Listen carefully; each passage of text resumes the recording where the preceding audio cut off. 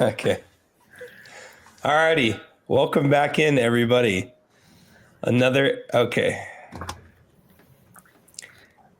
Trey has his dinner plans instead of the podcast, but it's okay. We're gonna keep it going, guys. Welcome back, everyone. Another episode of the Playbook Podcast. We're very excited for today. Crew's back together. We got a very, very busy, jam-packed episode today. A lot of things happening in the sports world. So I'm really excited, and without any further ado, let's just hop right into this, guys. Everyone knows last week. Welcome back, everyone. Another episode of the Playbook Podcast. We're very excited for today. The whole crew's back together. We got a very, very busy, jam-packed episode today. A lot of things happening in the sports world. So I'm really excited. And without any further ado, let's just hop right into this, guys. Everyone knows last week, the NFL playoffs full swing. We're in the divisional round now. We got to experience some pretty great games. I think three really good games. I think there were three really good games. So we're going to just talk about all of them. We're going to hop right in here. Texans at Arrowhead. This one was close for a little bit. It was pretty close all the way up until the fourth quarter, and then the Chiefs kind of cruised to a victory there. So the Chiefs pull it out 23-14. They win again. Everyone's shocked. There were some questionable calls. We're all shocked by that. No, we're not. There were some questionable calls, but in the end, the Chiefs were the better team out there. I don't think that even though some of the flags were bad, I don't think that it would have really changed the outcome of this game. I think that the Texans couldn't really move the ball. CJ Stroud didn't play very well, and Chiefs pull it out. So CJ Stroud goes for 245 yards, 0 touchdowns. Mahomes has a pretty pedestrian game for his playoff standards. He's one of the best playoff performers ever. Yeah. He goes for 177 yards and a touchdown, and that's pretty much it. It was kind of a boring game. The Chiefs are kind of boring now. There's nothing wrong with being boring if you put W's in the win column, so it doesn't really matter. But what was y'all's takeaway from this game? I thought it was kind of how the Chiefs have won every game. It's been close, and then they pull away at the end. Yeah, so my takeaway is this I have two things to say real quick about the ref stuff, real quick. Here's the deal. I understand the whole refs calls. I mean, it's part of football. No matter what, in every sport, except for golf and hockey that I know of, in baseball, and then NBA and football, especially, every superstar is going to get a call no matter what. That's just how it is. Unless you're LeBron. Yeah. Sorry. Michael Jordan, Steph Curry, Magic Johnson, Shaq, Kobe Bryant. They get calls all the time. So those out there, just deal with it. Quit crying about it. Quit all the conspiracy theory stuff. Tom Brady, same thing happened to him. Before him was Peyton Manning. Before him was Joe Montana. So all that stuff saying, is just a cause, man. The refs are cheating the game for us. Shut up with that stuff, bro. Shut up with that stuff. It's annoying. Hey, they just win all the time. So what? So what, man? It's just a win. It's a win. Those excuses are just people that hate the Chiefs. I understand it. You know what's crazy though? No matter if you're at top, no matter what, they'll come after you no matter what. If you're at the pedestal on the top, they'll do anything to knock you off that pedestal. Anything they will. They'll call it a rigged game. The NFL is not scripted, number one. I don't believe any sport is scripted, number one. It's impossible. Except WWE. Yeah, WWE scripted. Well, I don't know about that. I don't know about that, guys. But other than that, like it's so annoying hearing people saying the NBA NFL script. It's really annoying. I'm sick of hearing it. How can you script the NFL? You'll get hurt. You'll get hurt. It's just a fact of the matter being. Yes, NFL has changed throughout time. I mean, I still think that I mean, I miss seeing people get hit in the head like crazy, but that was good TV. Getting hit hard, seeing people get hit by Ray Lewis and Roy Williams and Richard Sherman and Ken Chancellor. I miss seeing that, but other than that, as part of football, yes, people are dying from CTEs, so I get that. But other than that, it's so sick. I'm so sick and tired of hearing that.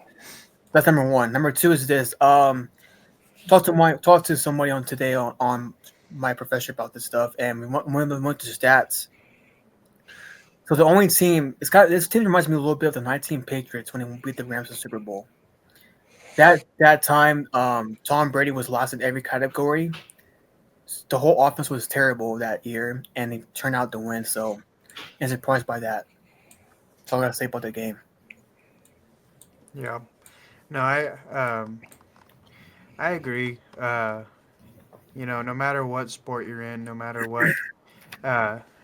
what you're doing, if you're on the top and you're constantly on the top, people are gonna try to take you off the top one way or the other. Yeah. You see that in any sport ever. Um, but as far as this game itself, I thought it was like Nick said, a typical Chiefs game. Close, and then they kind of pull away. But I think we're starting to see more of that playoffs Chiefs that we've been looking for. And the Chiefs winning, the way that the Chiefs can win. Because if you look at their past games, if you don't look at their game against the Broncos, um, but let's see, where did it go? So their last close tight game was against the Chargers, and that was a 19-17 game. And then after that, they had some blowout games. 21-7 versus the Browns, 27-19 versus the Texans. You have 29-10 versus the Steelers, and then 23-14 versus the Texans again. So the Chiefs are kind of, they're kind of getting away from the wait until the last 5 seconds to win the game. So, this is kind of more what we're looking for, and this is what we need them to do if we want them, to go all the way to the Super Bowl and end up winning. Is have games like this. I think if they just stay healthy and just keep playing consistently like this, I think that the Chiefs can continue to go all the way to the Super Bowl. As far as the Texans, they had they had a pretty decent season. They played pretty good this season. They had some hiccups in the middle of the season, but they kind of turned it around, and they were able to make their way this far into the playoffs. So overall, I thought it was a good game. I watched this game personally. It was a pretty good game. Yeah, I thought it was good. As anyone that's a Cowboys fan knows that playoff wins are hard to come by, and the Texans did win a playoff game, so you have to give them credit for that. I'm a little worried about CJ. So it's interesting because he was kind of the it guy last year. Rookie. People said the greatest rookie season ever. So I heard a lot of people say that. And he's kind of in a sophomore slump. This was kind of his moment, I think, to put himself on the map. So yeah. I think everyone agrees that there's a tier of elite quarterbacks. I think there's 4. I think 99% of people will agree Mahomes, Allen, Lamar, and Burrow are all in that category of elite, can win the Super Bowl. I know only one of them has won it, but we all think, most people will think one of those guys might get 1 or 2, even in the Chiefs era. This was CJ Stroud's moment to kind of put himself in that conversation.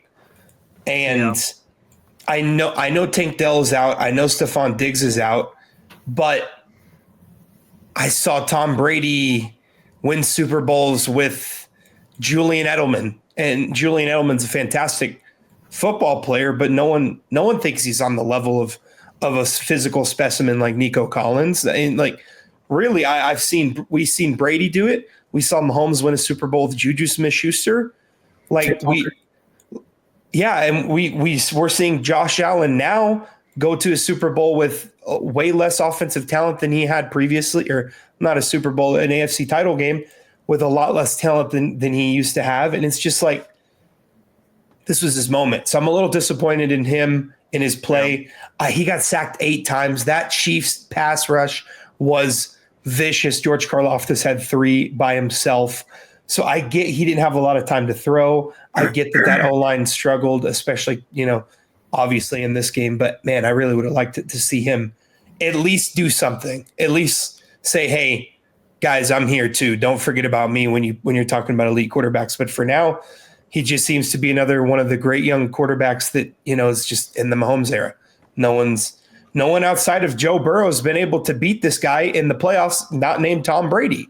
Mm-hmm. So it's just like, man, it's definitely tough. But yeah, I thought it was a solid game. You can complain about the flags all you want. I thought the calls were bad, but that doesn't change the fact that you got sacked 8 times. Yeah. Yeah. You got sacked 8 times, and you shouldn't be. The Texans shouldn't be leaving that game saying the refs cheated us. They should be leaving that saying we lost to a better team. And yeah. I thought the flags were just as bad as anybody, and I still hold that opinion. I like to joke with my cousin and uncle who are avid Chiefs fans about the Chiefs flags and things of that nature. But in all reality, he got sacked 8 times. That's one off of the playoff record. Yeah. Mm-hmm. No, there's no pointing fingers at the refs.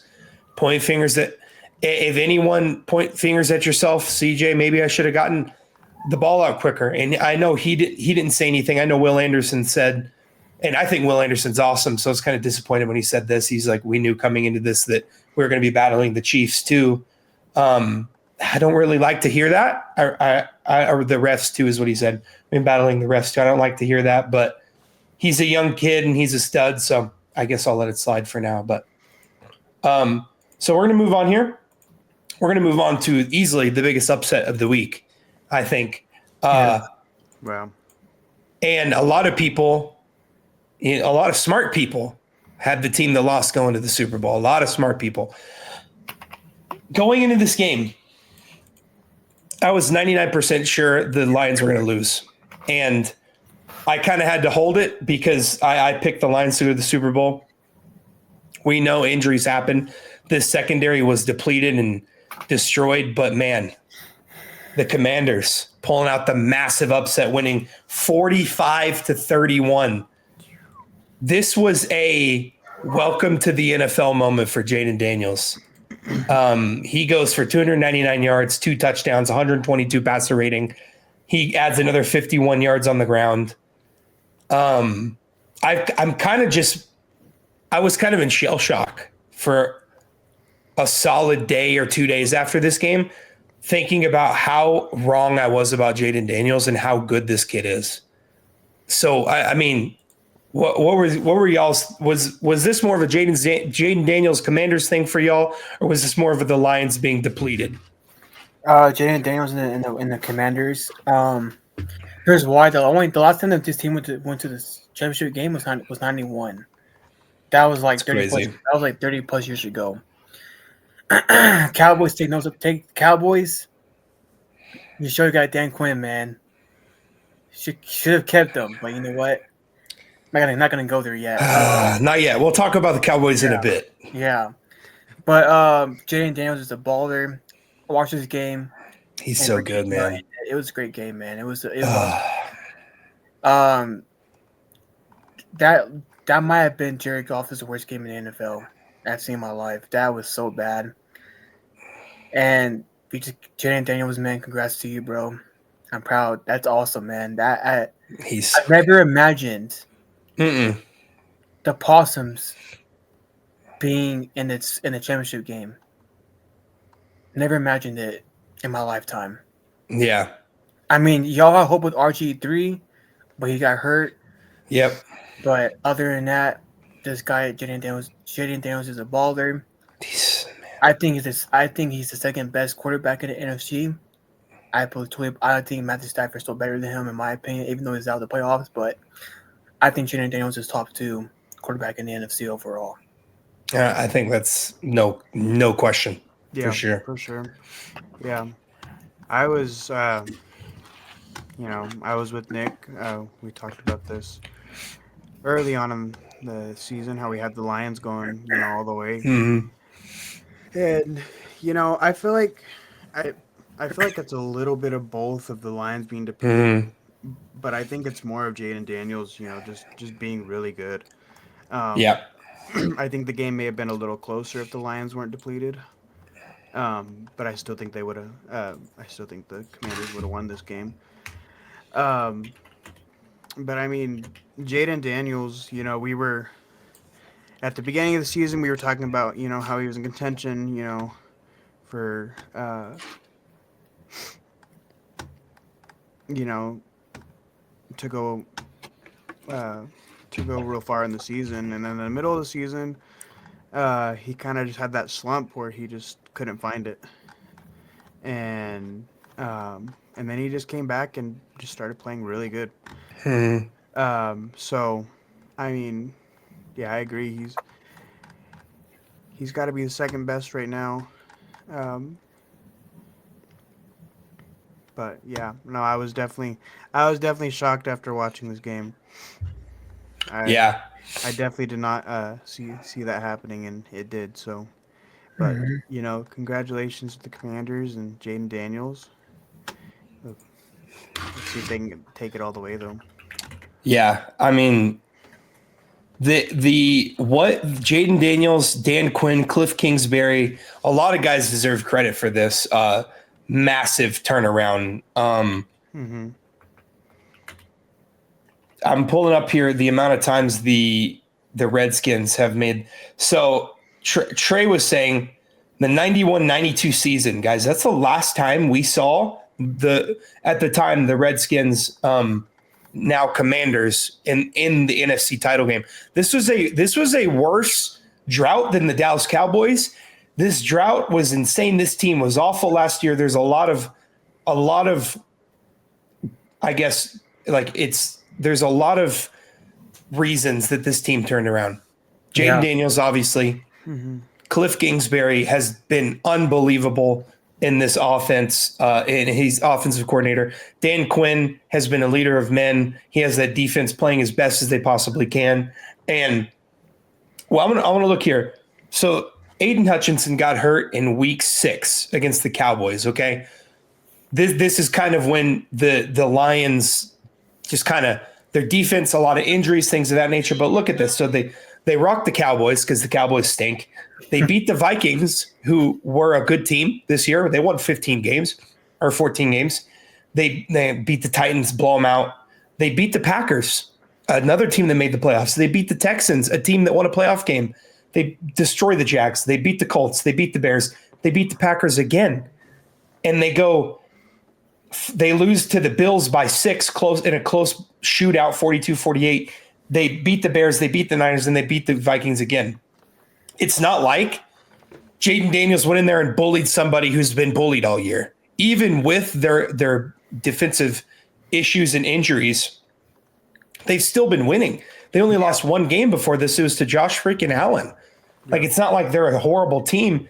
And what he was able to do in this game was truly magnificent. I feel like his years of experience in college are shining third year, third year player already. And I think I said this in a previous episode, but he looks so calm and collected in the pocket. My goodness, I watched the post game press. By the way, this was easily Tom Brady's best game he's ever called so far this season. I don't know if you guys got to watch it. Brady was unbelievably good in this game. I was very, and he really was.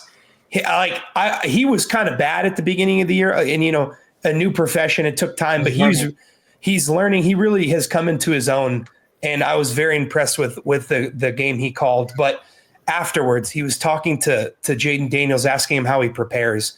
And when Jaden Daniels was talking, if you looked at Tom Brady, this dude looked like a happy father. He was like, you could see the passion in his eyes, and I think Tom saw himself in Jaden Daniels.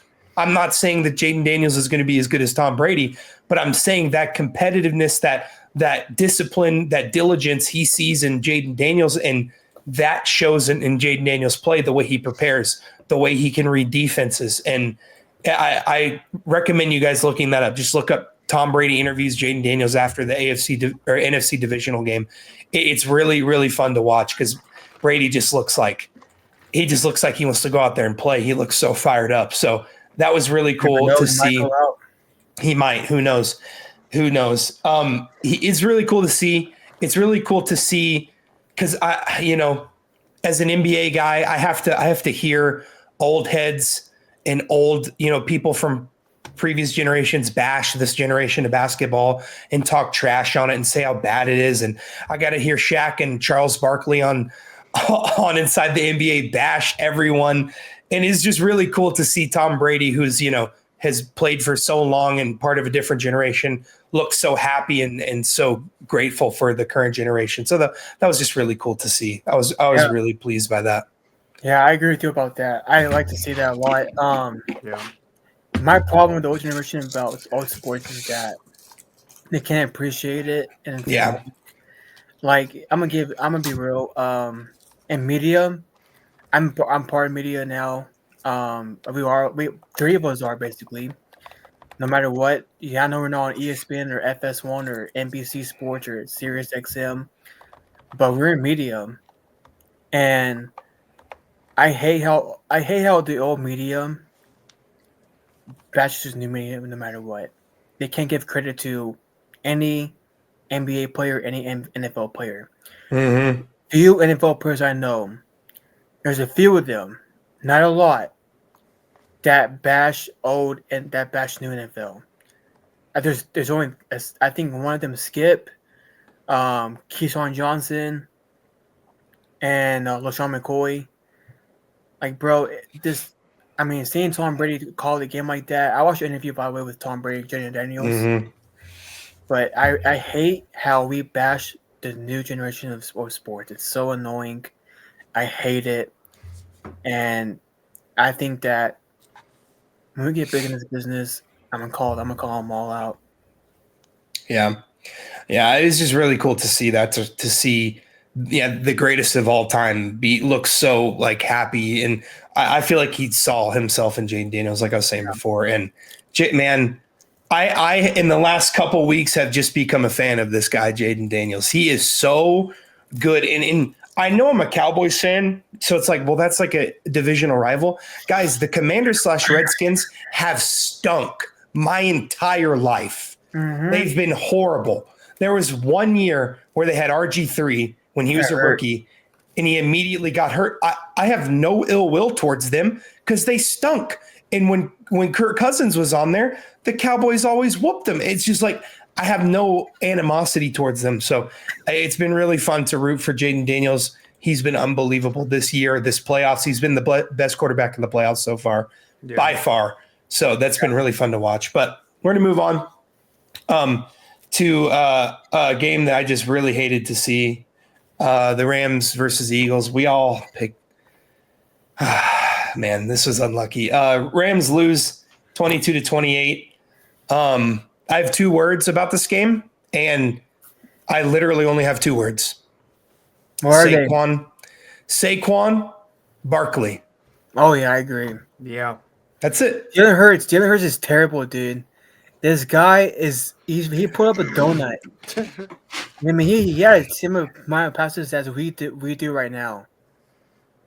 Like, think about that. That's I mean, so if they win it all this year, if I see that Lombardi Trophy go to the freaking Hurts MVP to Jalen Hurts, I'm gonna go rate it. Yeah, I'm gonna find a New Orleans. I'm gonna rate that stadium, dude. Like that. That should be Saquon Barkley, man. If they win it all, it's because of Saquon, not because of Hurts or Sirianni. It's because of Saquon Barkley. It's because of Saquon. Yeah.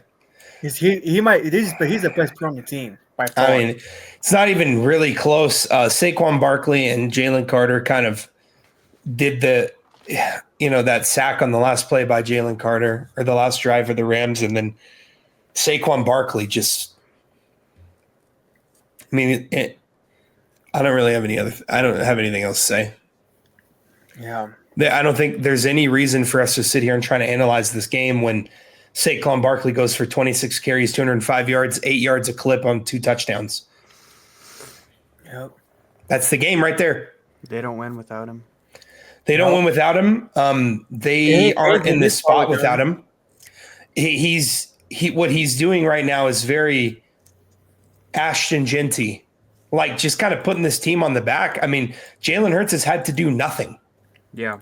And it's insane. Yeah. So I really have nothing else to say. If you guys want to add something about this game, feel free. I got nothing else. No. I agree. Yeah.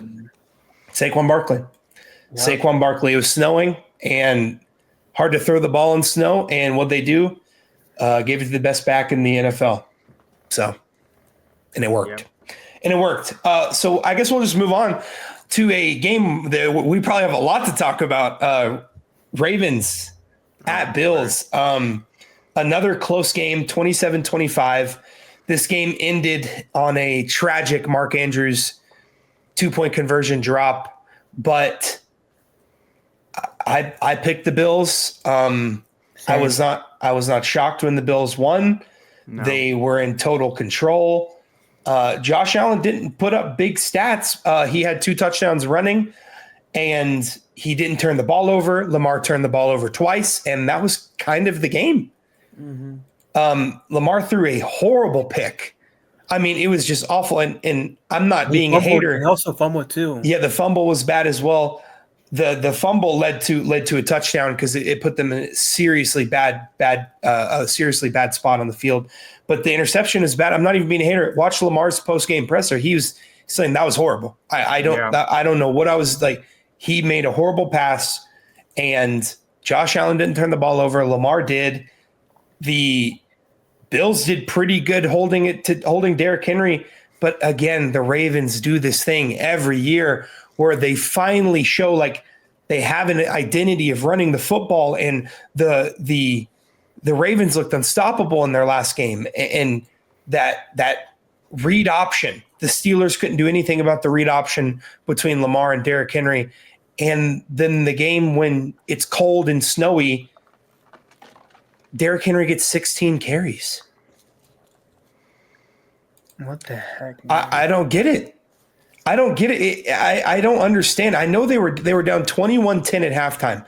So I get the script is throw, but at the end of the first quarter, it was 7-7. There's no reason to go away from that. And Derrick Henry had 84 yards. That's 5.2 yards a carry. It's very good, and a touchdown. Yeah. I don't know why they always get away from their identity. I don't know. But this game kind of went how I thought. I thought Josh was going to play mistake-free football. I thought he was going to have to go Superman. He didn't really have to. They just played their game, and they ended up pulling it out. So what do you guys think about this game? Yeah, Lamar Jackson's going to be a 3-time MVP. He might win it. He might win it. I mean, he's already all Pro Bowl, so kind of cements it there. Yeah. He'll be the only quarterback in NFL history to have 3 MVPs. Not one Super Bowl title to show for it. I mean, this guy, I don't want to make an excuse for this guy no more. I'm tired of making excuses for this guy over and over again. I knew he was going to be Pittsburgh last week because I think Pittsburgh kind of fell off after Russell Wilson forgot to play football the last bit of the season. I never want to hear this guy and it's as a top 10 QB of all time ever again. I'm tired of hearing it. I've kind of thought about it. If he would have won this year, being a 3-time MVP with a Super Bowl ring, I thought about it, but I never want to hear this guy again as a top 10 QB of all time ever again. When it counts the most, he always falls short. Yeah. Yeah. Because, when it comes to the playoffs, you can't make mistakes like throw an interception like that. The dude fumbled. He fumbled. Yeah. The fumble is bad too. You can't make plays like that and expect to win.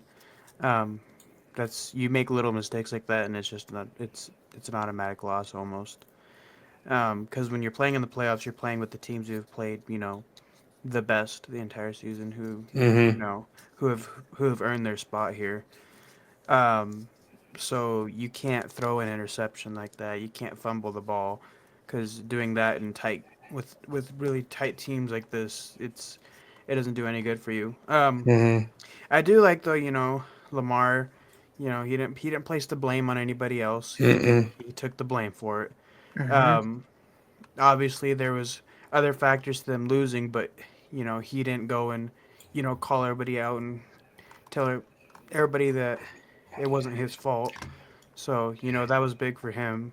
Um, but yeah, I mean he played good this season. He fell apart in this game and made mistakes that um, maybe if he didn't make them they could have won. But Mm-hmm. Josh Allen played good. Yeah. The Bills played good. I had the Bills winning this game Same. personally. Um, but it was still a close game, and definitely a good game to watch. I don't Yeah. know. I don't know who made that play call up to throw to Mark Andrews. He should have run the ball in the target. He should have run the ball, in my opinion. Yeah, That was terrible play calling at the end of it all. Yeah, he dropped the pass, but you know what? In my opinion, if I was him, I would have run the ball with Derrick Henry. So, and then he would have won the game. yeah, Yeah, I just don't like getting away from Derrick Henry like that. You went and got him for this situation, cold playoff game, January football, run the ball. And he was effective when they gave him the ball, but it's just 16 isn't enough. James Cook got more carries. yeah, That's I don't like that very much. Josh Allen didn't light the stat sheet up. He did what he needed to do, and he didn't make any turnovers, and that was the game. yeah. I This is a tough one for Lamar, but I just want to say one thing. I just really want to. I want everybody. I think we should all keep the same energy for Lamar as we do for Dak Prescott. Yeah. And I have my issues with Dak. I do, but if this was Dak Prescott, they'd be calling him a fraud loser on social media right now. yeah, And everything I see is not really anything negative about Lamar. So we either should not be negative about Dak, or we should just got to keep the same energy. If and I know Dak has the star on the side of his helmet, so he gets placed at a different standard than everyone else. But it's just it's sad to see, because I've seen games like this from Dak where he just turns the ball over and the game's kind of over and everyone blows him up, and then Lamar, no one really says anything about Lamar. So yeah. it's just the way it goes when you got the star on your helmet. But Yeah. I get it.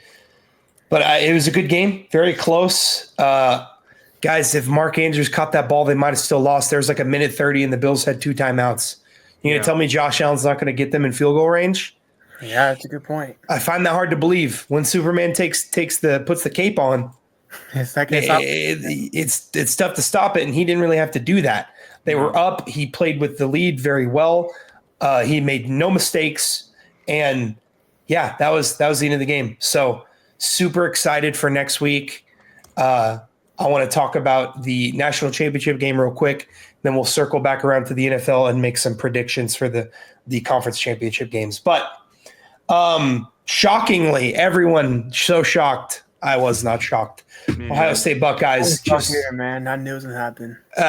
Trey picked Notre Dame knowing that Ohio State was going to win. Yeah, He just picked them just to be different. I get it. I did the same thing. I've done the same thing before. Ohio State, the best team in college football, is up 30, or they were up 28-0 at halftime. Insane. How are you going to come back from that? I'm sorry. They were up 21-7 at halftime, and I think it eventually got to 31-7. Yeah. And that was it. Yeah. Yeah. I stopped watching. I stopped watching too. At the third quarter, I turned it off. I'm like, this game's over. Man. And they had a chance at the very end. Okay. It got to the point where they had to make a stop. And then if they scored and got another 2-point conversion, it would have been close. And what do? Single coverage on Jeremiah Smith. And he goes for 56 yards and the game's over. He Like, can't. He can't guard one-on-one. what are He you can't. doing? You can't guard him one-on-one. Like, you're not Patrick Surtain, bro. You're not going to guard this guy one-on-one. He's the best wide receiver in college football. He's like he just turned 18. He's a freak of nature. What are you doing? And he made the plays. He made the plays that he needed to make. And Will Howard was excellent in this game, and the defense was excellent. And we're all so shocked that the vastly superior team in every phase of the game in terms of talent and ability ended up winning. Yeah.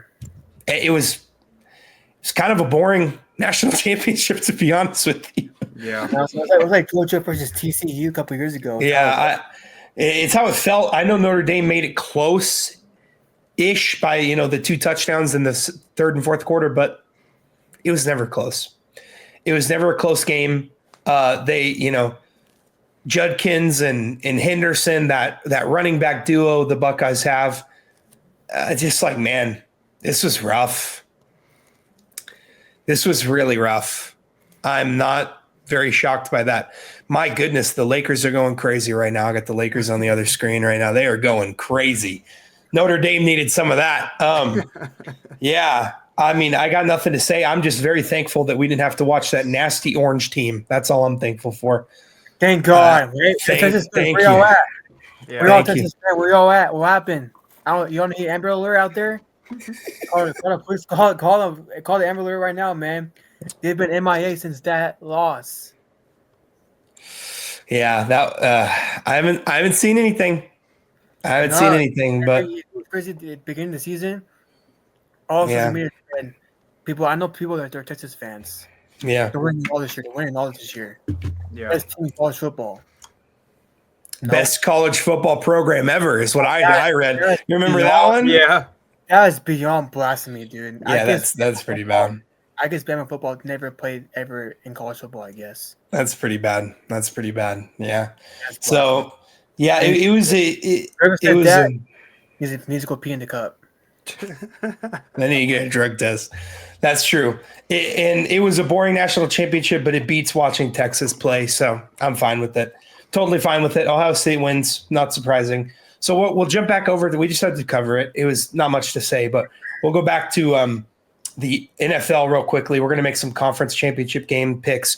So we got Eagles, Commanders. Eagles are going to be playing at home. And then we got Josh Allen and the Bills heading over to Arrowhead. Who y'all got?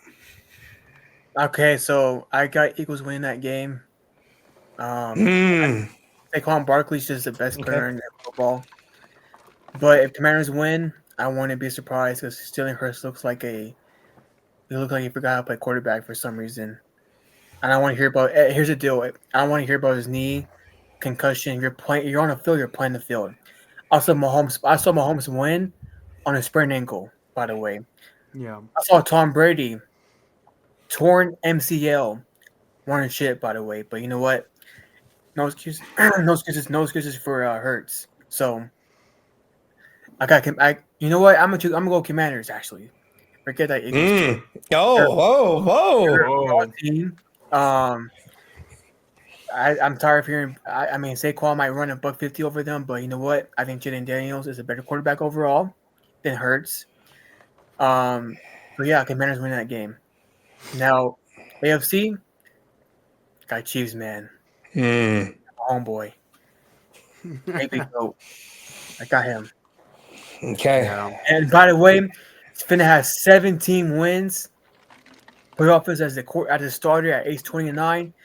So Joe Montana, fans out there, he ain't better than Mahomes. So he's not. All right, Jaden, who you got?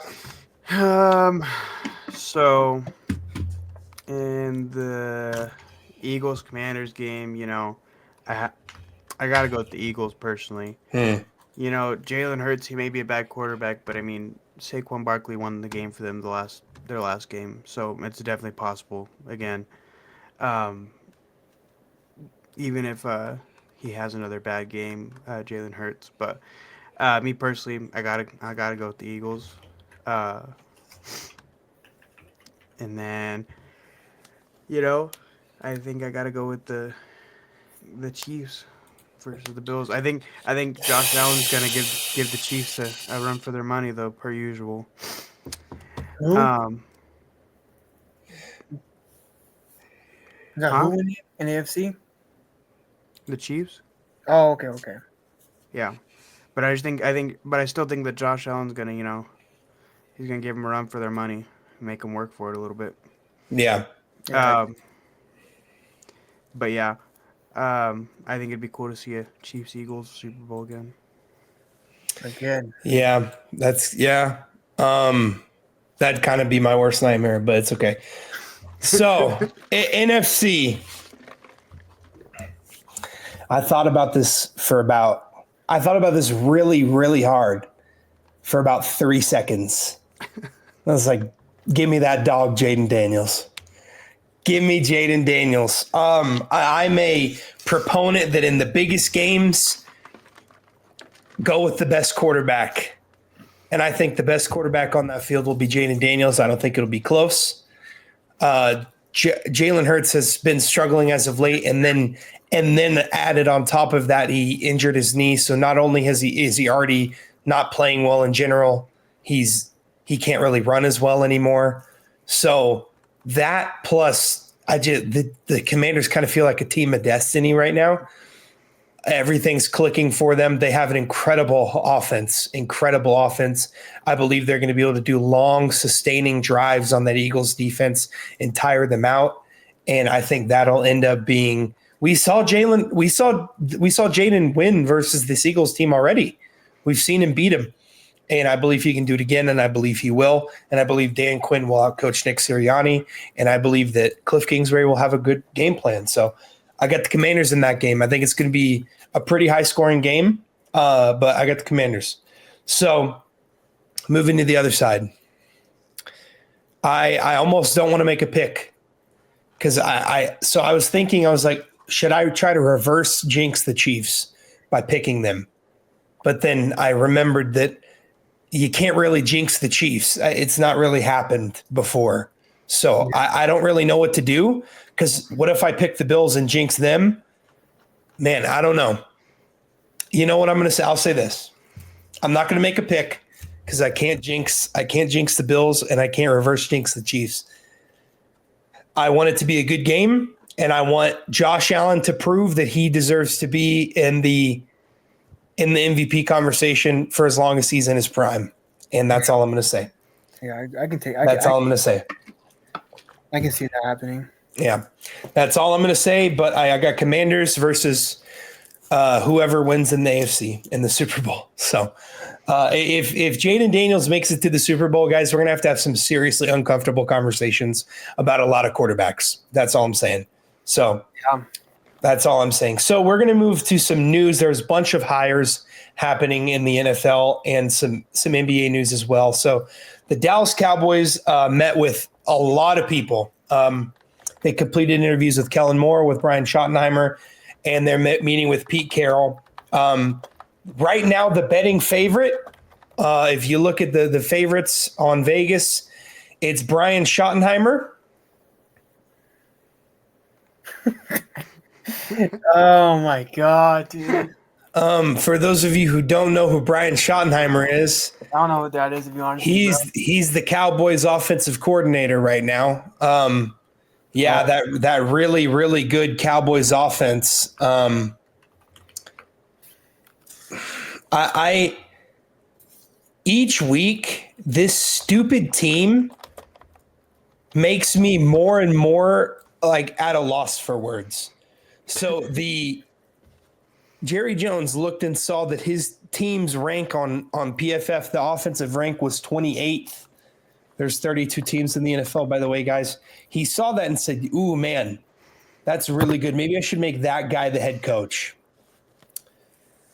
So the question I have for you guys is Jerry Jones drunk? He's not just drunk. He's freaking high too, bro. He's on crack. You name it. He got coke on there. He should be arrested. You know what he should do? This guy should be arrested. But he's done for this franchise for 30 plus years already.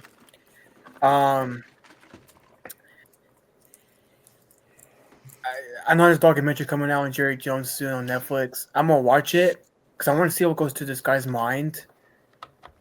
Because Brian Schottenheimer, last week, Jaden, I said Joe Brady as should be the coach for the Cowboys. Right now, he can't interview because he's in the playoffs right now. But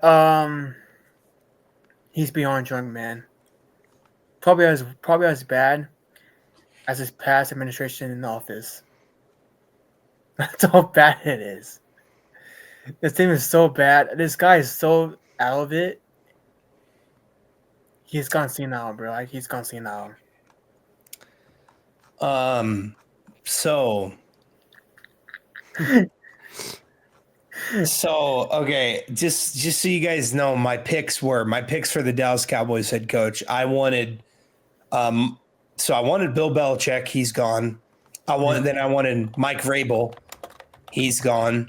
Then I wanted, if you guys look at episode last week, I said, man, Ben Johnson or Aaron Glenn would be really good. Both of them are now head coaches of different teams, which we'll talk about here in a little bit. And so Jerry Jones doesn't let Mike McCarthy do interviews. And then he fires him anyways a week later. And then he kind of drags his feet and misses every single good head coaching candidate available. He's a train wreck of a general manager. It's a train wreck. You don't even let the guy who's leaving conduct interviews knowing you're going to fire him anyways. See, you're basically withholding Mike McCarthy from a chance to get a job that potentially he wants, which is bad business, in my opinion, bad practice, business practice.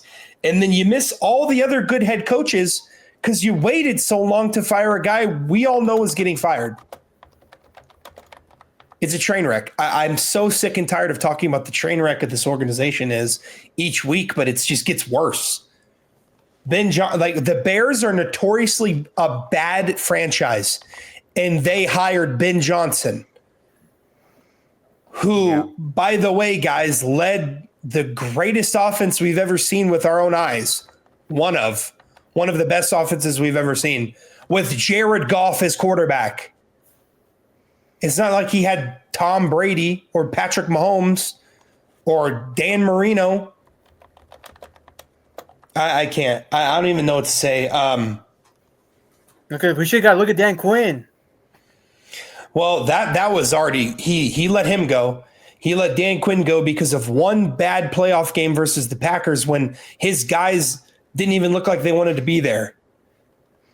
How did the Commanders look versus the Lions, guys? They looked pretty prepared to me. No? Yeah, they did. Okay, Look at Eric Bieniemy. I don't even know what to say anymore. Yeah, this team's going downhill real quick, man. Yeah. This team is winning Super Bowl probably never in my lifetime, man. Never will happen. Go back on YouTube, guys. On Cowboys fans out there, go on YouTube. Go watch the 96 Cowboys. That's the only thing you'll get. Yeah, I'm going to go back and watch that season and act like it's happening right now. Same, man. That's the best chance I got. The Cowboys are a joke. They've been a joke. They'll always be a joke as long as Jerry Jones is in the office. And I don't think his sons will do anything either. They won't. I'm pretty good on Madden League, like the My League in Madden. So why didn't they let me have a shot at it? Yeah. I would have had Ben Johnson in there as soon as possible. Whatever. Anyways, yeah. Just another day, another disappointment from Jerry Jones. It's nothing new. Yeah.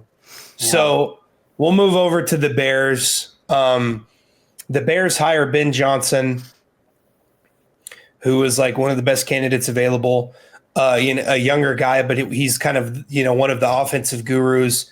We've seen a lot of those young offensive gurus be very successful as head coaches, Matt LaFleur, Sean McVay, Shanahan, Mike McDaniels when Tua wasn't constantly injured. We've seen a lot. So they hire him. So what do you guys think this means for Chicago, and specifically, what do you guys think this means for Caleb Williams? Probably a good fit for Chicago for Caleb Williams because he's a young quarterback, and Ben Johnson is pretty young too. He can probably help him mature up, become an elite quarterback one day. That's all I have to say. I think it's a good pick. Yeah, I agree. I think he'll fit in real well, and I think it'll do good for Caleb Williams. Mm-hmm. I think it's kind of something he was lacking this year was a Good coach. good coach to really back him up and let him play his game. Yeah. Yeah, I think he was missing a good play caller. I think he's missing just good coach in general. Typically, what you want to give young quarterbacks is either an extremely talented offensive coordinator or a very good head coach that's a play caller. Andy Reid, one of the best play callers ever. Patrick Mahomes comes in, looks unbelievable right off the rip. You got, I mean, this might take a while. You get Jared Goff, whom Sean McVay ended up making look very good and led to a Super Bowl, and then Jared Goff with Ben Johnson, going to the NFC title game last year. And you look at all these guys. Tom Brady never really had that. He did have he did have Josh McDaniels. Josh McDaniels, sorry, wrong McDaniels. He had Josh McDaniels, who was a very good offensive coordinator, not a great head coach. But you look at a ton of young quarterbacks. Tua looked good with Mike McDaniels. Brock Purdy and even Jimmy Garoppolo were able to go to a Super Bowl with Mike Shanahan, great play caller. You look at, the list goes on and on and on, right? Jordan Love with Matt LaFleur looked great last year and, made it to the playoffs this year. You look constantly. Look at the most successful players, the most successful quarterbacks. They have elite talent at head coach or offensive coordinator. And Josh Allen, when was his best year before this year? It was with Brian Daboll, who was an incredible offensive coordinator.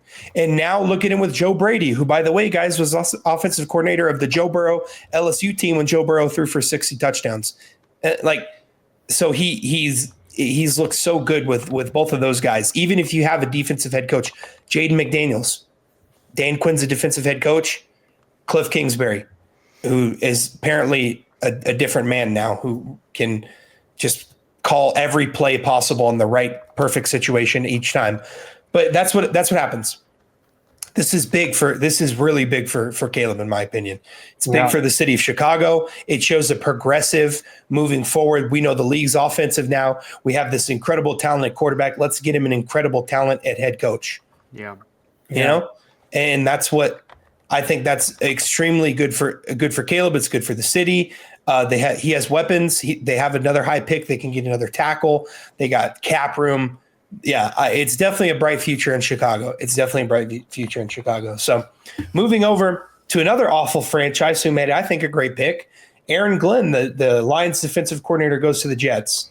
So my question is, do you guys think this is a good hire? It's up to Aaron Rodgers if he's still there. If he's a quarterback, if he's quarterback still for the Jets, probably not. Aaron Rodgers is a diva. Yeah. And but if he's not quarterback, then yes, because I think he can rebuild with a quarterback that is young. So, yeah, it's up to Aaron Rodgers if he's still there or not. Mm-hmm. They need a quarterback who's moldable and who doesn't show up and say, I've played this game for years and you don't know anything about the game I do. Yeah. Blame everybody else except for himself and not take any responsibility. Mm-hmm. And he never has. Yeah. And his career showed for it. He's had a lot, of potential to, he's had a great career, but mm-hmm. he's kind of throwing it all away. But that's not who we're talking about right now. Yeah. But I think, like Trey said, if he's still there for this season, then I don't think it was that great of a pick for them. Yeah. I think Aaron Rodgers is going to be gone, but I think this means for the Jets is you're getting a guy who for the last 4 years since 2021 has been under one of the greatest culture shifts in modern sports history.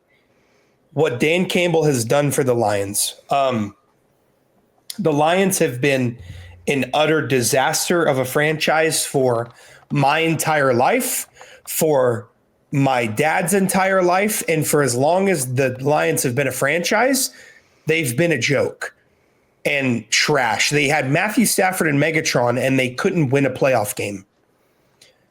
And without Matthew Stafford's incredible talent, they were horrible, could barely win any games. And Dan Campbell came in and completely changed a culture of losing is normal to winning is normal. And I know their season ended abruptly, not where they wanted to, but if you told a Lions fan 10 years ago, hey, you guys are going to constantly be in the playoffs and in contention for the NFC title game, they would laugh at you.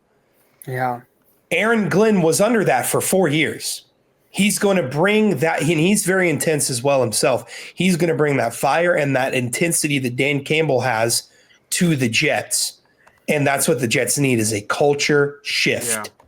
Yeah. And I think that Aaron Rodgers is not going to fit well with Aaron Glenn. And I also think that the Jets are going to pick Aaron Glenn over Aaron Rodgers. I do. Oh, yeah.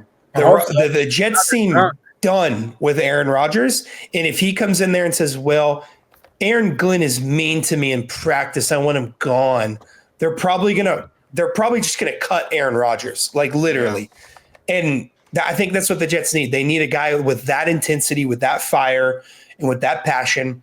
And I think they can turn it around. They're going to have a pretty high pick. They can. They're probably not going to be able to get a quarterback. They might be able to get a bridge quarterback in free agency potentially, and then something of that nature. But this is a good first step for the franchise in total rebuild of that culture. So I'm very, very impressed with that hire. The fact that the Jets and Bears are making great hires and the Cowboys aren't, I'm going to throw up. I'm going to puke. It's embarrassing that the New York Jets and the Chicago Bears are making better hires than the Dallas Cowboys. That's cool. That shows a lot who the Cowboys are. And Cowboys fans, we can't get upset when people call us the Cowgirls. We can't. We can't with this, and that's honestly a disrespect to Cowgirls because Cowgirls are tough, and Cowgirls get in the mud and they'll tie up a cow. We're cow babies, is what we are, and that might be disrespectful to babies because I know some tough babies. Okay. My niece, she'll fall down and hit her face on the floor, get up, be like, I'm good. That's not what the Cowboys do. So I don't know. I don't even know what they are. Because it's disrespectful to girls and it's disrespectful to babies to call cowgirls and cow babies because cowgirls are tough and cow babies are tough. And the Cowboys, the Dallas Cowboys, are not tough. They're a joke. Sorry, my goodness, they make me so mad. Oh, my Lord. They make me so mad. This team's to make Cowboys therapy, bro. Yeah, it's just embarrassing. Watching the Commanders turn their franchise around in 1 year. It's as well. They've gone further than the Cowboys have in my entire lifetime because of one hire and one quarterback. And the new GM, too. And new owner. Yeah, that also helped too. Hey, Cowboys. And you got the new owner. Hey, can we sign a petition or something to get Jerry Jones to sell this team? Please, something. Anything? Elon Musk, if you're out there, buy the team, bro. Just someone buy it. I'd buy it if I could. Do they take Monopoly money? I can get enough Monopoly. Jerry Jones is so senile, he's going to think my Monopoly money is real money, and he's going to let me buy the team. No. I don't think he'd let anybody buy it. He won't. He won't, man. You can give him all the money in the world, and he still wouldn't. He definitely won't. It's sad. It's embarrassing. It's disheartening. Whatever. We're gonna move to basketball. Real quick. Uncle David, I love you, man. But for you to tell me that this Jerry Jones guy is the best GM in the whole world and the best owner because of 5 Super Bowl championships, it's just outrageous to me. Uncle David, I love you, but you're wrong. The issue is back then Jerry Jones got extremely lucky with some really good draft picks, and he was great in free agency, and he had a coach who was actually like someone who wouldn't just roll over. And Jerry did not like that Jimmy Johnson got more credit than he did for those Super Bowls. So he fired the only coach who ever, did anything to push back on him. And the team has been horrible since 1995. Yep. And Cowboys fans have to watch the Commanders do what we wish would happen with the Cowboys for so long. And guys, the Giants are probably going to get a quarterback too. And the Cowboys might be the 4th worst team in that division pretty soon. Yep. That's pretty sad. That's pretty embarrassing. Anyways, I'm sick of this. We're going to move to some NBA and talk about another franchise that makes me angry. So that's fun. So there's been reports that LeBron and AD are concerned about the Lakers' roster and inability to make moves that are good. So I have a layered question. I want to go real quickly, and then I'm going to ask this question because I already know what a lot of people are going to say. How much help does LeBron need? How much help does he need? Okay. So you guys are mad that a 40-year-old wants his GM to make the team better so they can compete. You know what they're going to say? Well, if he's the GOAT, he should just carry him because he's the GOAT, right? Okay, guys, everyone's favorite tough guy, God rest his soul, Kobe Bryant, literally said, I will leave the team if you don't make it better. Yep. He requested a trade. No one likes to hear this. He requested a trade. What did his GM do for him? Got Pau Gasol. He got Pau Gasol, who at the time was one of the best big men in the league, an incredible fit for that team. And what did Kobe do? Oh, thank you. And then he won 2 championships. Mm-hmm. Why? So I already know that people are going to be mad at LeBron for saying this. Why? Everyone else gets to say it. Steph got to fly to the Hamptons to just, I didn't even think it was the Hamptons. He got to fly somewhere. I forgot where it was. It was Long Island. He got to fly. He flew across the country to ask Kevin Durant to save him. No one says anything. Draymond Green cried in a parking lot and called him, save me. No one says anything about that. So why does a 40-year-old saying, hey, maybe our team's not championship ready. I'm not as good as I used to be. If this was 2018 LeBron, he could take all 3 of us to the finals. Me, Trey, and Jaden could be the second, third, and fourth best player on a basketball team in 2018. LeBron could take us to the finals, but he's not. He's 40, and he just wants a better team. Why? The Bulls always made that Bulls era better in the 90s for MJ. They drafted Scottie. They got the best European player at the time, Tony Kukoc.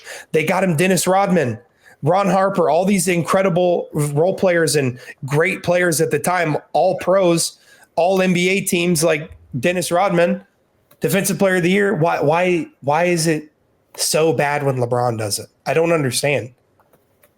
I don't get it. So anyways, I just had to get that out of the way because I know a lot of people are going to say that because everyone has a different history for LeBron. It's just revisionist history when it comes to talking about other players who asked for better players on their team. Like D Wade literally recruited LeBron, but we all act like it was LeBron that made that team when D Wade said, "Hey, come to Miami." Yeah, documentary on film. Yeah. You look, everyone on ESPN 30 for 30 said it. Yeah, and Kawhi Leonard said, I want Paul George. Yep. I don't want Shai. I don't want SGA. I want Paul George. And what they do, got him Paul George. No one says anything. No one says jack. Like, I don't understand. KD said, I want Kyrie and James Harden. Why does no one care? Yeah, I'm going to go off on a crazy tangent, and we got to move. We're running out of time, so I got to move quickly here. So LeBron and AD are concerned about the Lakers roster, specifically the big man position. AD said he's most comfortable playing the 4, and he doesn't like playing the 5. He's at his best. Guys, when they won the championship in 2020, he was the 4 because they had JaVale McGee and Dwight Howard. Oh, guys, why is it so bad that one of the best players on your team is saying, I don't like to play the position I'm playing. Can you get someone to play the 5 so I can play the 4? What? Rob needs to get fired. Yeah. He does. He needs to get fired. But what moves do you guys think the Lakers should make, or Rob should make? And, for sure, he needs to get big. And I agree with you what Nick said about LeBron. He carried a team in 2023 to the Western Conference Finals, by the way. He literally did. And that team was 7th in the West. It was the playing team. Team. Carried them to the Western Conference Finals and got swept. But you know what? Jordan wasn't doing that at 38 years old. He was retired. But yeah, Lakers need to move big time. They need a big man. I mean, I've heard AD say it many times that he feels comfortable playing the 4. Mm-hmm.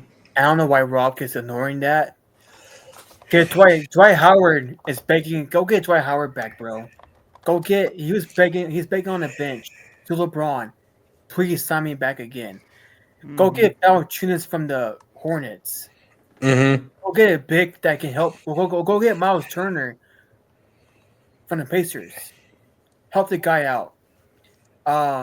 Heck, to this point, go get. I don't know about Joel Embiid. Don't get him though. Don't get that guy. Don't get Embiid. He's not going to play. He won't. Mm-mm. But please go get a big for AD to help out. Yeah. I know there's reports saying that De'Aaron Fox might want to go to LA or Golden State because he doesn't want to be the Kings no more. So if he don't get De'Aaron Fox or a big, their title chances are going downhill. Yeah, but here's the deal with the Lakers.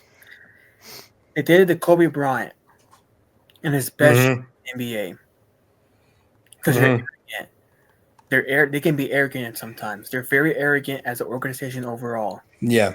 Mm-hmm. If they would have put Kobe Bryant sooner, he probably would have 4 MVPs. He might be for real up there with the GOAT debate. But look, the fact it took him until 2008 to help him out is just insane to me. He probably wasted his best years in the NBA. Same with LeBron. He's doing it to LeBron again. Mm-hmm. Last year's in the NBA, he's afraid to trade a pick out because he's scared that he might lose a good draft player one day.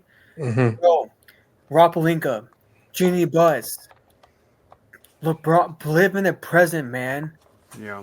Live in the present. You might die tomorrow, then what? What are you going to do with those picks now? Mm-hmm. This is why Magic left the franchise in the first place in 2019 because of how arrogant it's gotten. Yeah. It's so arrogant. I mean, y'all are worse than Michael Jordan as a GM. And he played in the NBA. And y'all didn't play in the NBA. You have the worst basketball minds ever. Jerry Buss is rolling in his grave right now. So is Kobe Bryant. Yeah. Yeah. It's very disappointing.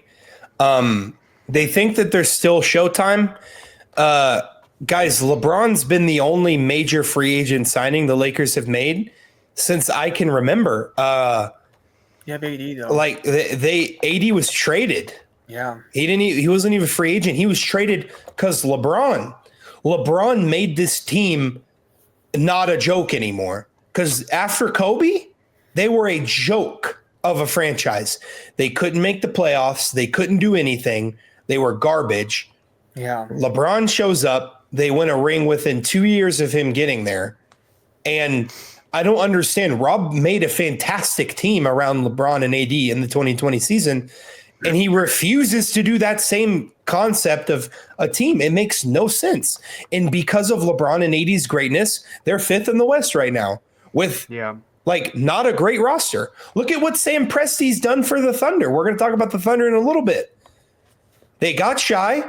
They've drafted well. They've signed free agents. They've gotten SGA incredible amounts of help in the draft and in free agency and built around him. Yeah. Why is that so hard? Giannis was mad at the Bucks. No one talks about this. Giannis was going to leave the Bucks. And what happened? They got him Dame. Mm-hmm. Like, why everyone is so upset about LeBron asking for help when everyone in the league does? Like, it's just mind-boggling to me. I truly, really don't understand.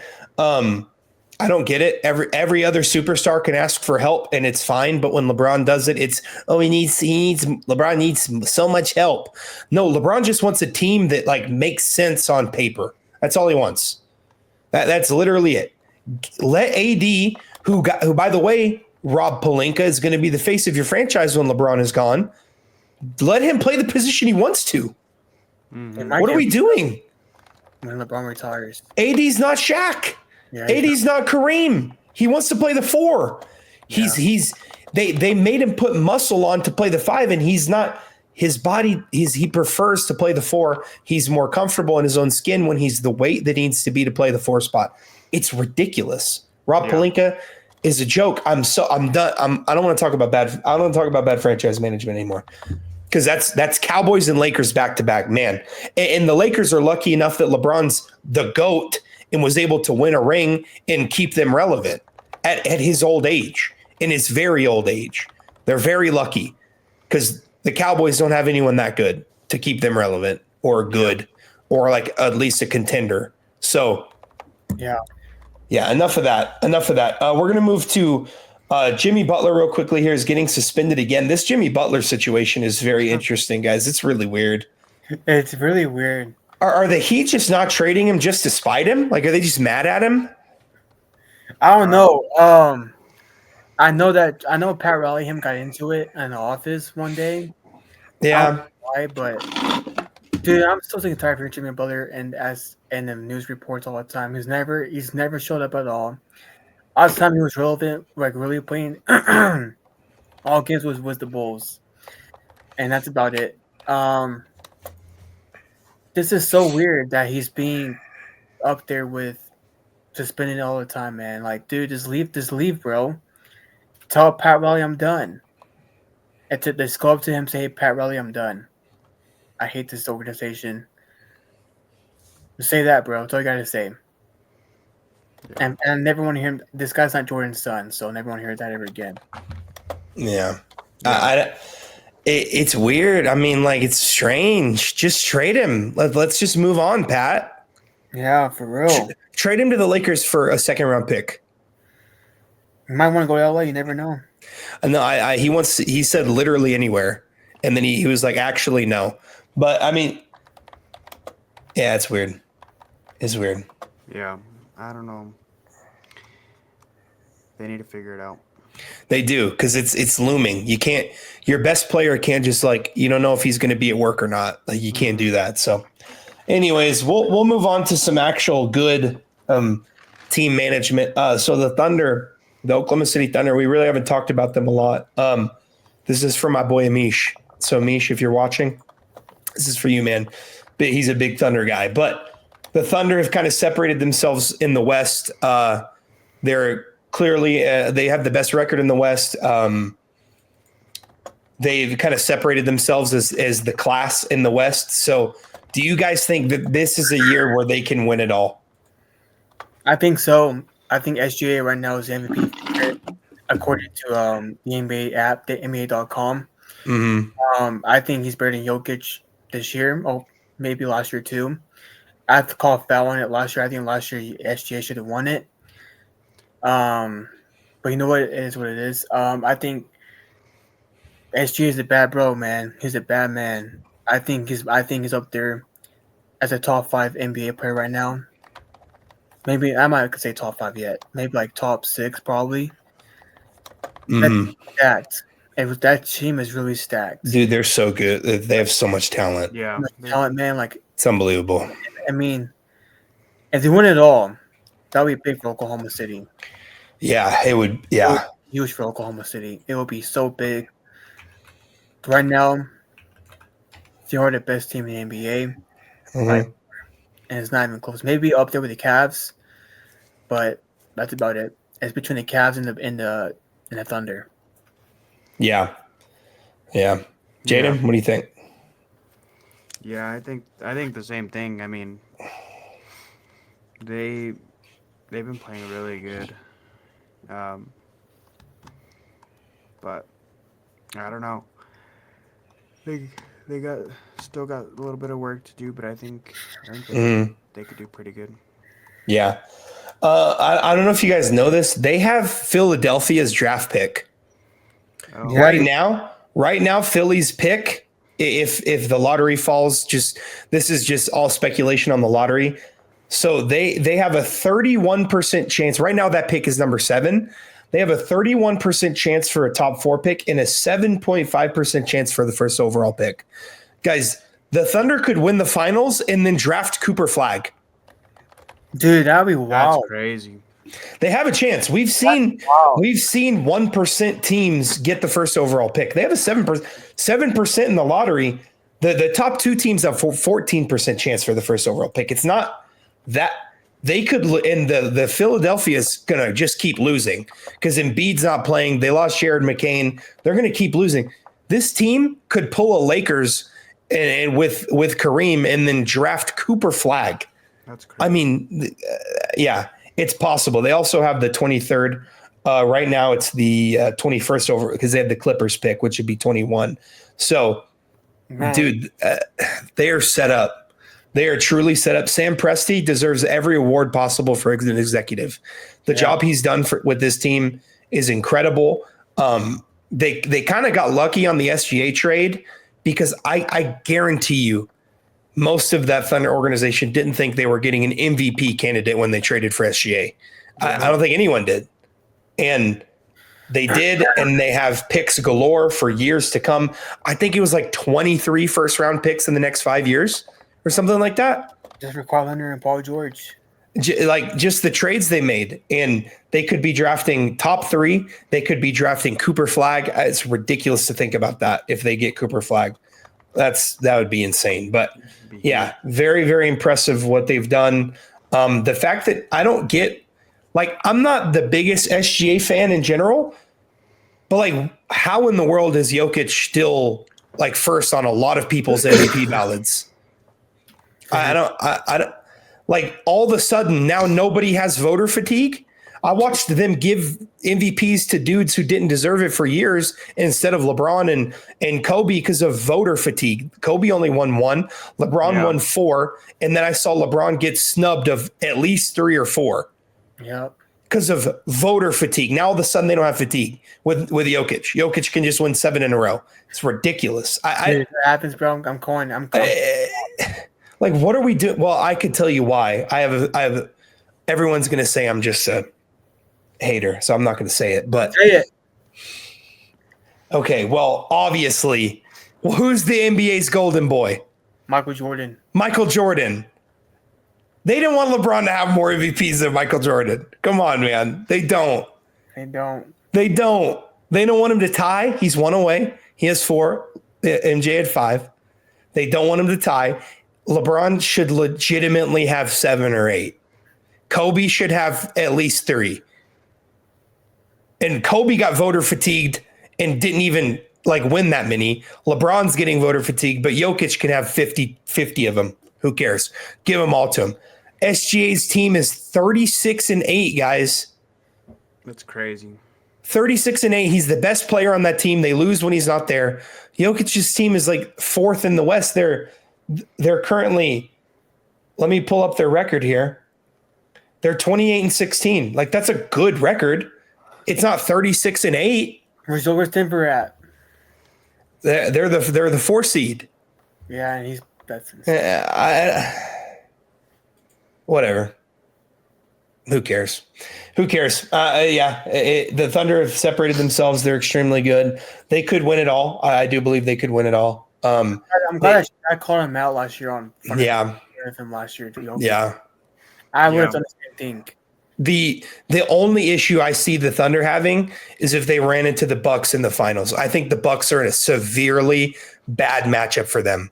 I think Giannis when I was playing better than Jokic. Yeah, well, the fact that Giannis still hasn't had any recognition is ridiculous. But the Thunder could definitely have a matchup issue with the Bucks. That's kind of it. Yeah. I know that the Mavs play them very well as well. So if the Mavs are able to, if Luka's able to get healthy, that could potentially be an issue. But really, the only issue I think they have is the Bucks, because the Bucks are so long and athletic and strong, and they don't really have an answer for Giannis. Yeah. So that's the only issue I could see them having. If the Bucks played against the Thunder in the finals, I would probably have to pick the Bucks. But anyone else, I could see them beating the Celtics. I could see them beating the Cavs, because they are just whooped up on the Cavs a couple of days ago. Donovan Mitchell's horrible versus the Thunder. So that's real quick. So this is Giannis stats versus Jokic stats. So Giannis is averaging 31 per game. That's first in the NBA. Second in the NBA, my bad. 12 rebounds, 6 assists. Jokic is averaging 30 points per game, 13 rebounds, and 9.9 assists. Yeah. mm, He's averaging 32 points per game, 5 rebounds, 6 assists. Yeah.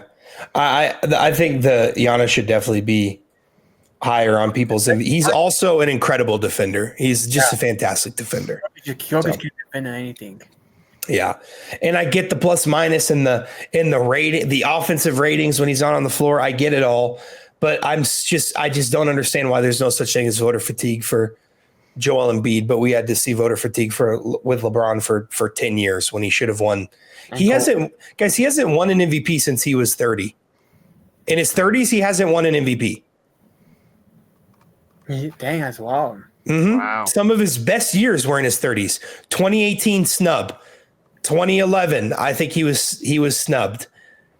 Dude, 2016 was snubbed. 2016, 2020. If that season didn't end because of COVID, he was going to be the MVP that year, because the Lakers were unbelievable. So it's just kind of unlucky there. But yeah, he should have at least 7, in my opinion. Call me a LeBron lover. I don't care. I love him with no shame. None at all. So come at me in the comments. So we'll move on here real quickly. We're coming pretty quick to wrapping up here, but we got a couple more fun topics we're going to talk about. So the NBA All-Star Weekend is coming up. It's the worst All-Star Weekend ever. I don't know what happened. The All-Star Weekend used to be awesome. So what do you guys think needs to change on the event? And do you think Adam Silver's at fault for the rapid decline of the All-Star Weekend? This is really Adam Silver's fault big time. David Stern made everybody push hard no matter what. He was stricter. He was ruthless. And he might have been the greatest commissioner of all sports of all time. In my opinion, he's better than Roger Goodell. In my opinion, David Stern versus Roger Goodell David Stern's better by far. In my opinion, greatest commissioner, better commissioner than Jay Monahan for the PGA. This is his fault. I think there should be like $100,000 or $1 million on a line to win a game for the All-Star contest as well. All-Star game, my bad. And dunk contest needs to go away probably. Yeah, I agree. I'm so sick and tired of LeBron getting blamed for this stuff. LeBron gets blamed for everything. Dude, this guy's getting blamed for the dunk contest, by the way. That's crazy. Skip Bayless blames LeBron for the dunk contest. So does Stephen A. And here's the deal. I wish I kind of see their point, but I disagree with it, because if he would have gotten hurt he's because people do crazy stuff with this contest. By the way, I mean I saw Aaron Gordon jump over Taco Fall, and then I saw Blake Griffin jump over a car. Jordan jumped from the free throw line, so thank God he didn't get hurt because you can get hurt in this contest. You can. If he would have gotten hurt, then heck, it would have been wild. Yeah. But this contest, I agree with Nick. This contest used to be. I used to look forward to it all the time, and this might be the first time I ever skip it because I watched every single year as a kid.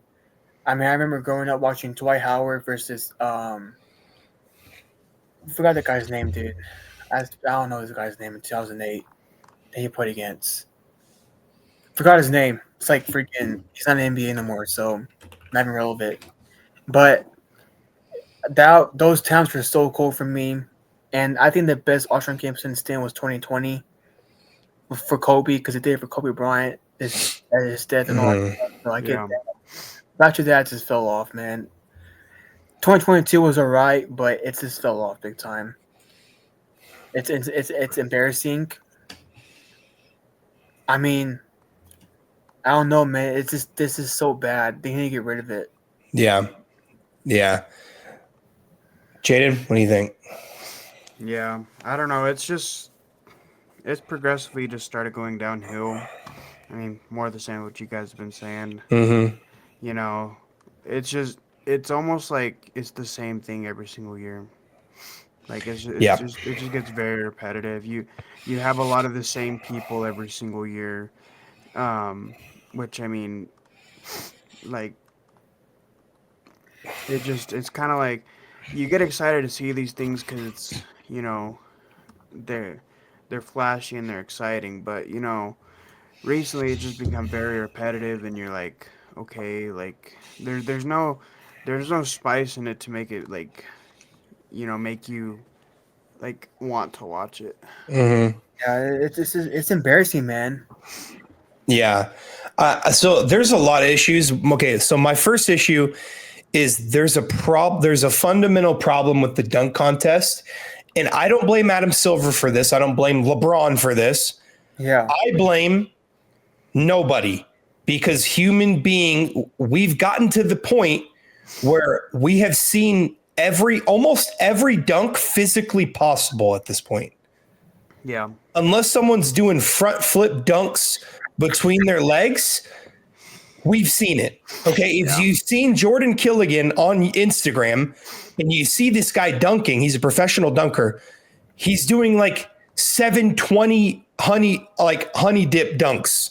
It's like we've seen it. These guys can't do anything we haven't seen anymore. Yeah. And the last really good one was when it was Aaron Gordon versus Zach LaVine. That was really the last good one because it was very exciting. These were incredible dunks that a lot of us have never seen. And now we've seen everything.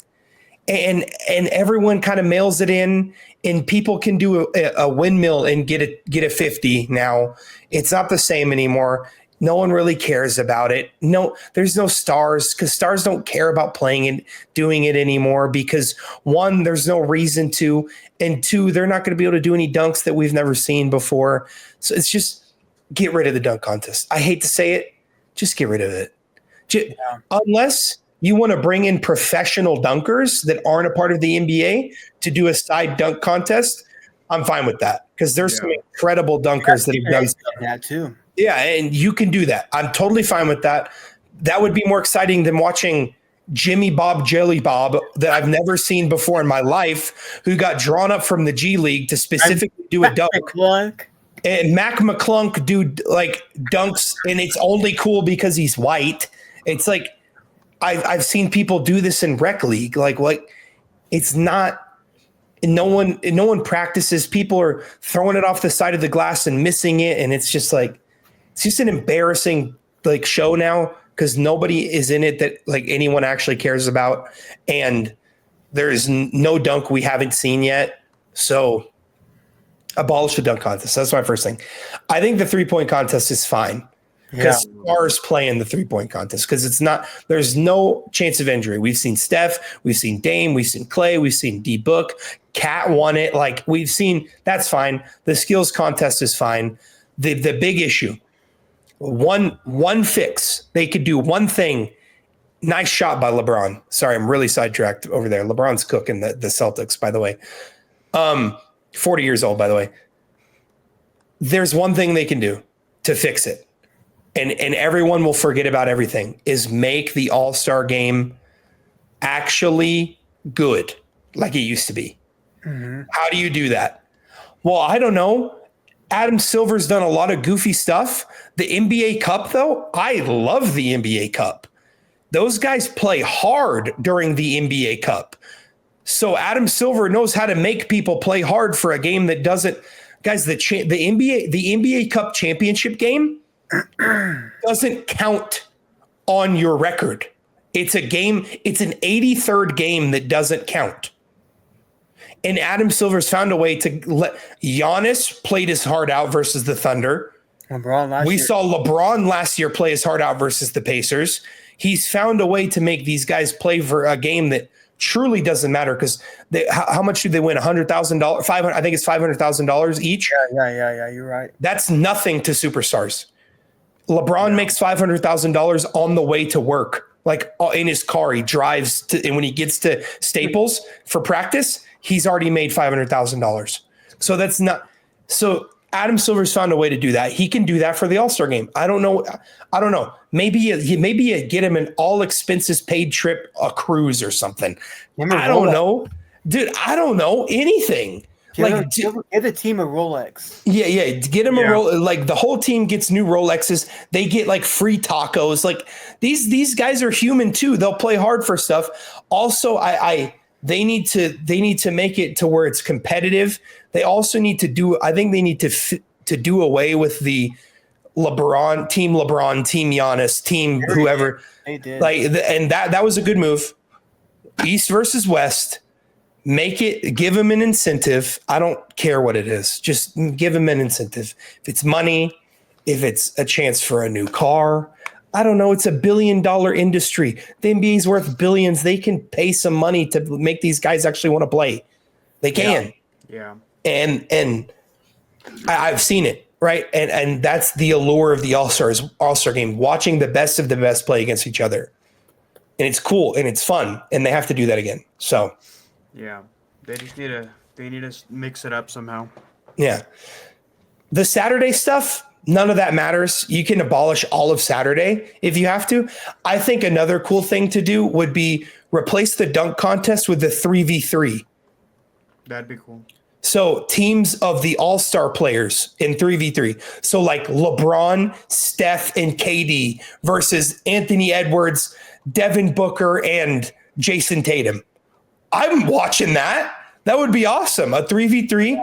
You get those guys out on the court. They're going to get competitive in a 3v3 setting, right?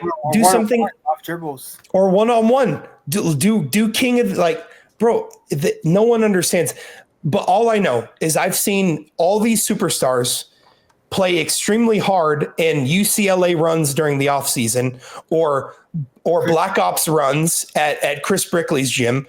I've seen LeBron go ham. I've seen KD go ham. Adam Silver can figure out a way to make him do that for the All-Star game. He can. Yeah. And I don't know. Find new cool events. I miss the horse event. They used to play horse. That was really fun. Do stuff like that.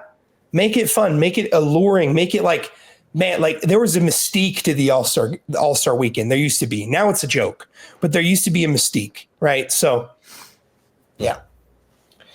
Figure it out, Adam. That's literally your job. Figure it out. So, a couple more things. We are running out of time. I keep yapping. Sorry about that. So, CNN has a Kobe documentary coming out this Saturday. So real quickly, I just in honor of that, how do you guys remember Kobe? Like what's a trait or just whatever? Like what do you guys remember most about him? Yeah, so I'm a big Kobe Bryant fan as well. Almost y'all know right there that poster. Kobe Bryant to me, in my opinion, was a role model in my life. my favorite player of all time in the NBA besides LeBron. He's the first player I ever watched playing basketball was Kobe Bryant. It was an 81-point game as a kid. I remember watching that, and it was like, man, this guy's incredible. I mean, I watch every game of him to this day, all games of him. I think, in my opinion, besides LeBron James, probably the hardest worker NBA player of all time. I mean, this guy shot 1,000 shots a day. If you want to see what a true winner is, as a real good person as well as Kobe Bryant. I know he went even through the stuff he went through with the whole Denver, Colorado thing. He played through that stuff. He didn't have a breakdown. He didn't quit. I'll never forget. There's a video of him coming out from court, flying to LA, getting dressed for a game for his game, and that same misses the first half, comes out, shoots a game winner shot in the fourth at the end of the game against Denver in 2003, 2004. So I think his mama mentality was insane. In my opinion, a top 5 competitor of all time in all sports. I mean, he wanted to kill you, destroy you, embarrass you. I think, in my opinion, he's the most skilled NBA player of all time.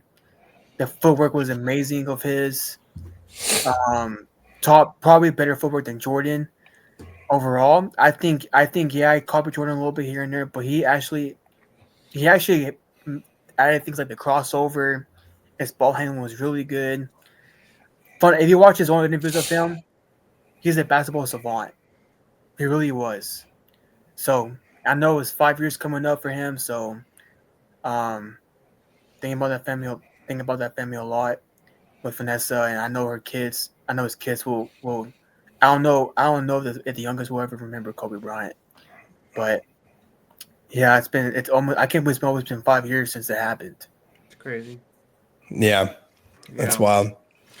Yeah, I think me personally for Kobe, I think it's just like I think it's his mentality, but not just on the court but off the court too. Yeah, he's a great dad too.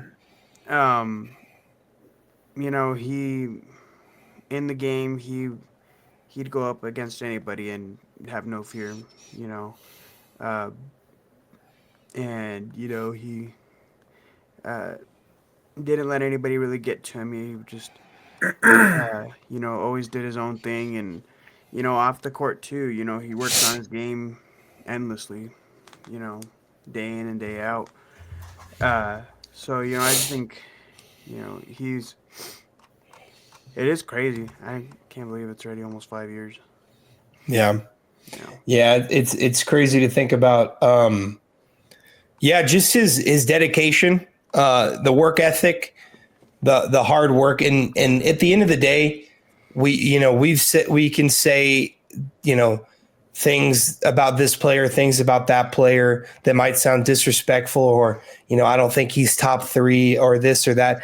At the end of the day, none of that matters, because these guys are human beings who push their bodies to the limit and work extremely hard every day, and I have nothing but respect for that. Yeah. Some of you guys might think I hate Michael Jordan. I don't. Most of the stuff I say about Michael Jordan is rage bait to make everyone that hates LeBron mad at me, because I think it's funny. But I have nothing but respect for that guy. He worked incredibly hard. I've rage baited Trey about Kobe plenty of times, and at the end of the day, it's these guys are professionals. They're hard workers. We can learn a lot from them, and it's just greatness. It's just greatness at work. These guys put in the work. They put in the hours. Kobe Bryant, multimillionaire, still at the gym at 4 a.m. every day. Dedication, hard work, sacrifice, and it's just those qualities and traits that these guys have to truly master their craft. And I respect every single athlete because of that. Every athlete that goes out and works hard every day, regardless of their situation, regardless of their personal lives, because they're human too. Just because we watch them on a screen does not make them any less human. They're just as human as me and you. They go through stuff in their personal lives. They have troubles. They have hardships. They have trials. They have bad days just as much as we do, right? And they put that aside and work on their craft and do it and are able to perform at a high level. And it's very, very impressive. And that's what I remember the most about Kobe is his work ethic. He worked hard. Yeah. And if I could pick anything, there would be no moment on the court I would pick. I'd pick all the moments in his own personal court, working on his game, working on his craft, the late hours of the night or the early hours in the morning when no one's around. That's what I remember the most about all these guys: LeBron, MJ, Kobe, Kareem, Magic, Steph, KD, every great that's ever played the game, every player that's ever played the game. That's what they do. And I have nothing but respect and admiration for all those guys. And the same goes for anyone, all the greats in football too, all the greats in any sport. Yeah. It's dedication, and we can learn from that. We can learn from that dedication and put it in our own personal lives, right? So, yeah, that's definitely what I remember the most about Kobe. He was a special personality, a special worker, and an incredibly hard worker. So I've been very, very impressed with. I was very impressed with that, and overall, just an incredible athlete and incredible basketball player. So, yeah, 5 years coming up on Sunday. That's insane to think about. So crazy to think about. But Trey put a question here that I think only he could answer, because I don't even know if I've watched 5 sports docs in my life. But I'm going to let Trey answer this question because he put it on here. Okay. So because I have one. I have an answer for one of them. But the question is, what are the top 5 sports documentaries you want to see happen, and what are your 5 sports docs overall? I don't have enough to answer that. I'm going to go ahead and say mine real quickly because it's not going to take long. I want to see a LeBron James documentary. Come on, who doesn't? Who doesn't want to see a LeBron doc? It's going to be the greatest doc ever. I'm super pumped for that whenever it comes out. LeBron doc. I want a Max Verstappen doc for my F1 guys, because his legacy and what he's going to do is incredible. And for my top 5 sports docs overall, shoot.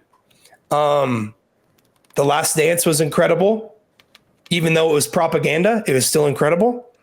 The Man in the Arena was a great one too. And the Tiger Woods doc was very good as well. And those, I think that might be the only 3 I've ever seen in my life. So yeah. Me too.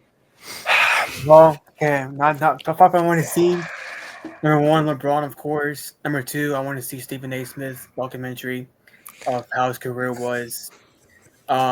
See him where he's at now and first taking. Number 3, I want to see what happened between Skip and Shannon. Like behind the scenes, what really happened between those 3. Those 2, I mean. So that's number 2. Number 3, I want to see Nick Saban and the dynasty of the Alabama football. That would be a great documentary. That's a good one. Number 4, I want to see a documentary about probably Roy McIlroy overall. Number 5, I want to see the steroid era of baseball. I want to see like how it was, like what's going on in their minds. So, I want to see why Barry Bonds wasn't in the Hall of Fame. But yeah, that's number 5 for me. The sports documentary I've seen overall. Number 1, Last Dance documentary was really good. Number 2, The Dynasty of the Patriots. Mm-hmm. Number 3, Man in the Arena. Number 4, Tiger Woods documentary was really good as well. Number 5 would probably be, I'd probably say Chasing Tyson. So. Okay. Yeah. Jaden, do you have enough to answer that one? No. Okay. I've only seen the ones that you've seen. Okay. So. Nice. Sweet. Yeah. But we all want to see a LeBron doc. That's going to be awesome. Man.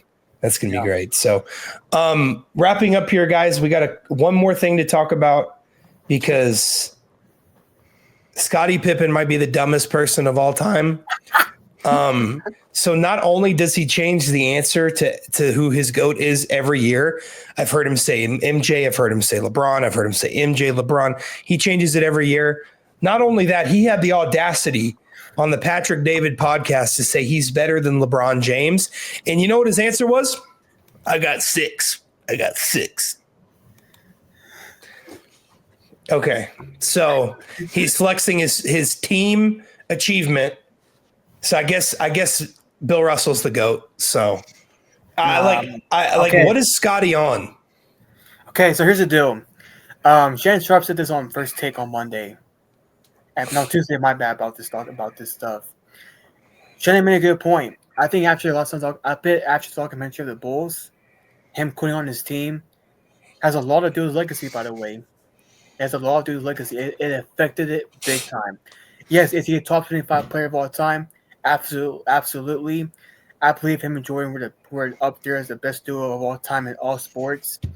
But Pippen, you should never talk basketball ever again in your life, bro. You shouldn't talk about Jordan LeBron ever again. It's so annoying how you always change it up all the time. You first said Kobe Bryant in 2020. You said LeBron a couple of years ago.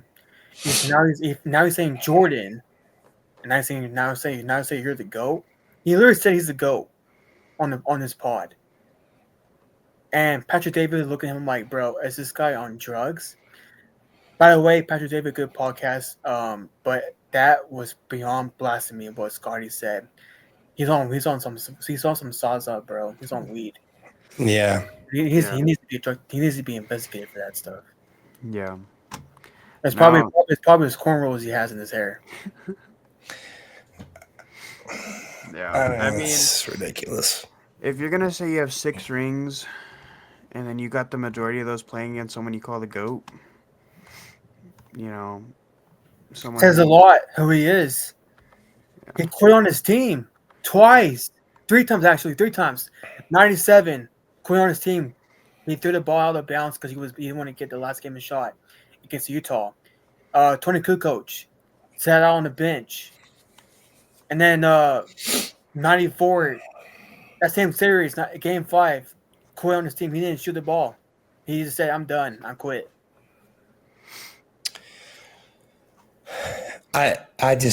He's on. I don't know.